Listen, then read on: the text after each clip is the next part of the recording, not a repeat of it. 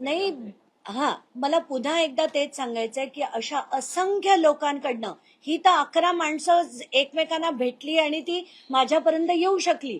अशा असंख्य लोकांना राज घनवट, राजेंद्र घनवट आणि पोपट घनवट यांनी प्रचंड लोकांच्या जमिनी लुटल्यात. सगळ्या यंत्रणा यांच्यासाठी काम करतात आणि सगळीकडे धनंजय मुंडे हे बऱ्यापैकी ठिकाणी फोन करून दहशत निर्माण करून या सगळ्यांच्या जमिनी लाटल्या गेल्यात.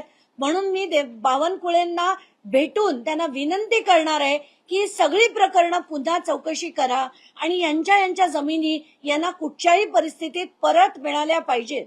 आणि मला खात्री आहे की बावनकुळे हे नक्की करतील, कारण कुठेतरी योग्य काम करणं हेच एका मंत्र्याकडनं अपेक्षित आहे आणि ते करून घेण्यासाठी मी लढा मात्र नक्की देईन, एवढंच मी तुम्हा सगळ्यांना सांगू शकते.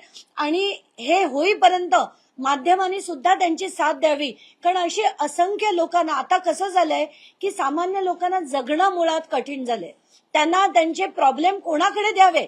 आज या बाई म्हणा, याची सगळी माणसं म्हणा, यांचेच एक पुतणे देखील आले होते मागच्या वेळेस. ते देखील म्हणाले की आम्हाला सुट्ट्या घेऊन कोर्टाच्या वाऱ्या करायला लागतायत, प्रत्येक वेळेस कोर्टापर्यंत जा ये खर्च होतो, त्या दिवशीचं आमचं काम जातं, सुट्टी घेतली जाते.